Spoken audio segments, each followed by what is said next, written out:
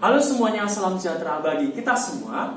Perkenalkan, nama saya Krisnando Hadi Mesiano. Saya berasal dari Stikes St. Vincentius A. Paulo, Surabaya. Di sini saya akan mempresentasikan hasil karya saya dengan judul Optimalisasi Warming Up, Stretching, dan Cooling Down guna mencegah cedera pada atlet sepak bola. Nah, pertanyaannya adalah, apa sih pentingnya hal-hal tersebut bagi atlet atau bahkan bagi kita para awam? Yang pertama, yaitu mempersiapkan tubuh kita untuk menghadapi aktivitas fisik yang lebih berat. Lalu yang kedua adalah mengurangi resiko cedera yang akan terjadi pada saat melakukan aktivitas tersebut. Dan yang ketiga adalah memulihkan otot-otot dalam tubuh kita untuk kembali seperti normal sebelum kita melakukan aktivitas yang lebih berat.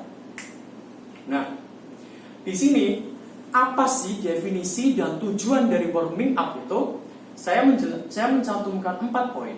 Yang pertama adalah meningkatkan suhu tubuh, yang dimana warming up dapat membantu meningkatkan suhu tubuh secara bertahap dan mempersiapkan otot dan sendi untuk aktivitas yang lebih berat.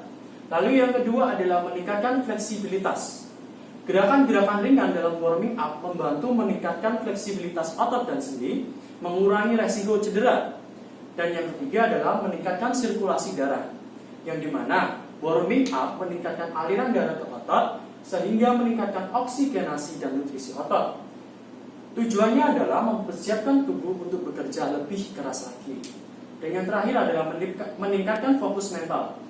Warming up membantu atlet fokus pada latihan atau pertandingan yang akan datang, meningkatkan konsentrasi dan kesiapan mental. Nah, apa sih jenis-jenis gerakan warming up yang tepat untuk atlet sepak bola? Yang pertama adalah gerakan dinamis. Gerakan ini dapat diterapkan seperti jogging, jumping jacks, dan juga arm circle. Tujuannya adalah membantu meningkatkan aliran darah dan meningkatkan fleksibilitas otot, sehingga mempersiapkan tubuh untuk aktivitas yang lebih berat lagi. Dan yang kedua adalah gerakan sport spesifik, di mana latihan ini meniru teknik yang akan dilakukan nantinya. Dalam kasus ini adalah sepak bola, jadi seperti dribbling, passing, dan shooting. Tujuannya adalah dapat mengaktifkan otot-otot yang digunakan dalam permainan. Dan yang ketiga adalah gerakan plyometrics. Gerakan plyometrics dengan lompatan dan dengan gerakan eksplosif dapat meningkatkan kekuatan dan daya reda otot sebelum pertandingan dimulai. Dan yang terakhir adalah gerakan kardiovaskular, yang dimana gerakan ini dapat diterapkan seperti berlari, bersepeda, atau berenang, sehingga dapat meningkatkan detak jantung dan aliran darah sebelum aktivitas fisik yang berat. Nah, lalu apa sih manfaat stretching yang tepat bagi atlet sepak bola dan juga mungkin bagi kita orang-orang yang awam? Yang pertama tentunya adalah meningkatkan rentang gerak. Stretching dapat membantu meningkatkan rentang gerak sendi dan otot, sehingga atlet dapat bergerak lebih leluasa dan terhindar dari cedera akibat gerakan yang terbatas. Dan yang kedua adalah persiapan otot. Stretching yang dilakukan sebelum latihan atau pertandingan dapat membantu mempersiapkan otot untuk aktivitas yang lebih berat, sehingga mengurangi resiko cedera otot dan juga ligamen. Dan yang ketiga adalah tenaga yang optimal. Otot yang fleksibel dan lentur dapat menghasilkan tenaga yang lebih besar, sehingga memungkinkan atlet untuk berlari, melompat, dan menendang bola dengan lebih optimal lagi. Dan yang terakhir adalah pemulihan otot. Stretching setelah latihan atau pertandingan mampu memulihkan otot yang lelah dan mencegah rasa kaku, sehingga atlet dapat kembali berlatih dengan lebih cepat lagi. Nah, di sini saya akan menjelaskan tentang teknik stretching yang tepat untuk atlet sepak bola. Yang pertama adalah stretching dinamis. Stretching ini membuat otot lebih fleksibel dan siap untuk beraktivitas. Contohnya seperti ayunan kaki, lalu rotasi bahu dan lunge. Dan yang kedua adalah stretching statis. Stretching ini menahan posisi regangan untuk jangka waktu yang tertentu. Contohnya seperti hamstring stretch, quad stretch, dan juga calf stretch. Dan yang ketiga adalah proprioceptive neuromuscular facilitation atau PNF. Teknik ini menggunakan kontraksi otot untuk meningkatkan fleksibilitas. Contohnya seperti kontraksi dan relaksasi otot secara bergantian. Dan yang terakhir adalah stretching pasif. Stretching ini membutuhkan bantuan dari orang lain atau alat untuk membantu meregangkan otot. Contohnya menggunakan band resistance atau bantuan partner. Nah, Di sini saya akan menjelaskan tentang betapa pentingnya cooling down itu bagi atlet sepak bola ataupun bagi kita. Yang pertama yaitu memulihkan jaringan otot. Cooling down dapat membantu memulihkan aliran darah ke otot, mengurangi ketegangan dan resiko kram. Dan yang kedua adalah mengurangi resiko cedera. Aktivitas ringan setelah latihan dapat membantu mencegah otot tegang dan mengurangi resiko cedera. Dan yang ketiga adalah mempercepat pemulihan. Cooling down dapat mempercepat proses pemulihan otot sehingga atlet siap untuk latihan berikutnya. Nah, di sini saya akan menjelaskan tentang urutan dari pemanasan sampai ke cooling down yang tepat. Jadi apa sih dan bagaimana sih urutan yang benar itu? Karena banyak dari kita atau teman-teman kalian sekalian itu mengira bahwa sebelum melakukan aktivitas fisik yang berat, sebaiknya kita melakukan stretching terlebih dahulu. Padahal faktanya tidak seperti itu. Menurut data yang saya temukan dan data yang setelah saya baca, melakukan stretching sebelum melakukan aktivitas fisik itu tidak dianjurkan dan bahkan dapat meningkatkan risiko cedera. Tetapi data yang telah saya baca itu menganjurkan untuk melakukan warming up sebelum melakukan aktivitas fisik yang lebih berat. Logikanya adalah otot yang belum siap untuk melakukan aktivitas yang lebih berat tapi dipaksa untuk melakukan aktivitas yang lebih berat, maka otot tersebut bakal menjadi kram, bahkan menyebabkan kram atau bahkan sobek ototnya.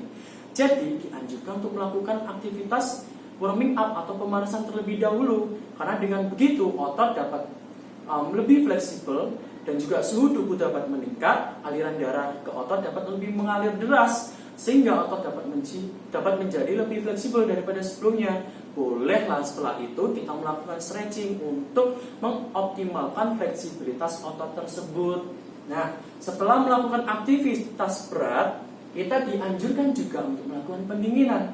Karena setelah latihan, ketika kita melakukan pendinginan, aktivitas ringan untuk mengembalikan jantung dan juga aliran darah ke posisi yang normal, ke suhu yang normal.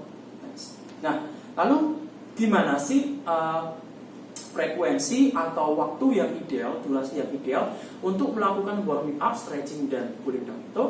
Untuk warming up dianjurkan 10-15 menit. Sedangkan untuk yang stretching dapat dilakukan sebelum melakukan aktivitas apapun dan optimalnya dapat dilakukan 3-5 kali per minggu. Dan yang terakhir adalah cooling down. Cooling down disarankan dapat dilakukan 5-10 menit setelah melakukan aktivitas yang berat.